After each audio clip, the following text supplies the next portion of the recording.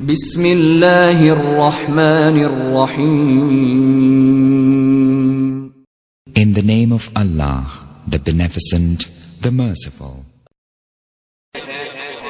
میں بڑے معذرت کے ساتھ پھر میں عرض کروں گا کہ مجھے معاذ اللہ کسی کی تنقید وہ مقصد نہیں ہے کہ میں رسول اللہ کے کسی صحابی کی تنقید کروں یا ان کا کوئی مرتبہ کم کروں، ایسی بات نہیں ہے. بہرحال صحابہ میں فرق ہے. تلک الرسل فضلنا بعضهم علی بعض. اللہ نے رسولوں کو بعض رسولوں پر بھی فضیلت دی. اسی طرح اگر رسولوں کو فضیلت دے سکتا ہے کہ وہ صحابہ کو فضیلت دے دی. صحابہ پر کئی لوگ جو ہیں وہ افضل ہیں. تو اب یہ جو ہے کہ یہ معیار جو ہم نے رکھا ہوا ہے، ہم یہ نہیں کہتے ہم فیصلہ کرنے والے کون ہیں کہ کون افضل ہے. یہ تو اللہ جانتا ہے کون افضل ہے. اللہ کے ہاں کون افضل ہے یہ تو اللہ جانتا ہے. لیکن ہمارے بعض ایسے لوگ جو اس پر ضد کرتے ہیں، تو ایک شخص نے اسی طرح ضد کی کہ نہیں جناب، پہلا جو ہے وہ اول ہے، وہ افضل ہے اور جو ترتیب کے مطابق ہے. میں نے کہا پھر رسالت کی ترتیب کو ذرا دیکھو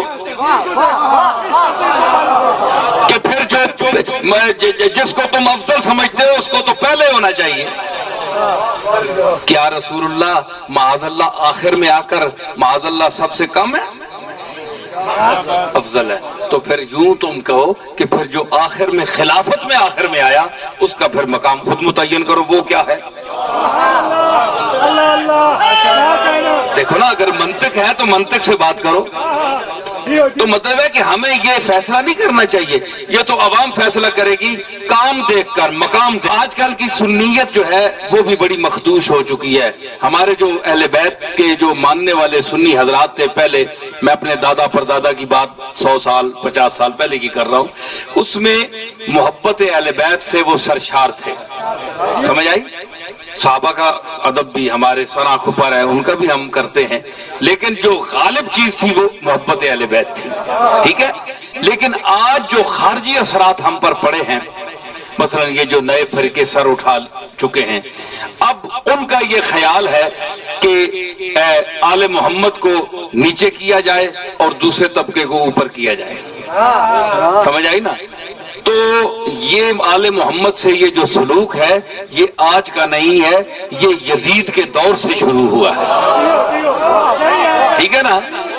تو مطلب ہے کہ آج یہ جو آواز اٹھائی جا رہی ہے تو یہ وہی آواز تو نہیں جو کوفے میں اٹھائی تھی، جو یزید کے لشکریوں نے اٹھائی تھی، جو عبداللہ بن زیاد نے عبید اللہ بن زیاد نے اٹھائی.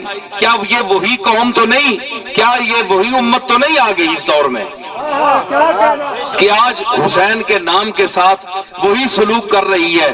حسین کے ساتھ جنہوں نے جان دی، اپنی نثار کیا سب کچھ، آج ان کے ساتھ وہی القاب اور وہی چھوٹے چھوٹے پمفلٹ چھائے کر کے حسین کی عظمت کو گرانے کی کوشش کر رہی ہے.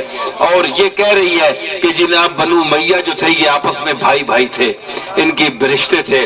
میں رشتوں کا انکار نہیں کرتا، رشتے ہیں، مگر میں اتنا عرض کرتا چلا جاؤں، رشتوں سے جو رشتے تو قائم رہتے ہیں، رشتہ ایمان جو ہے ظاہری رشتوں سے اس کا مقام زیادہ ہے.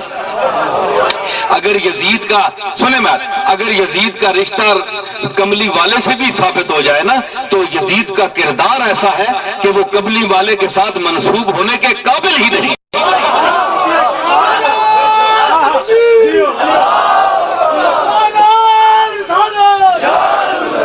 یہ جو میں باتیں کر رہا ہوں یہ میں علی کی محض اندھی محبت میں نہیں کر رہا، اہل بیت کی محض اندھی محبت میں نہیں کر رہا. میں بڑے سوچ سمجھ کر بول رہا ہوں، میں سوچ سمجھ کر بول رہا ہوں.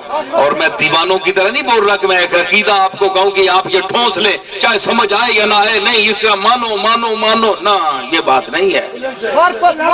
علی کو مانو، سمجھ کر مانو. سمجھ کر مانو گے تو پھر بے ایمان نہیں ہو سکتے.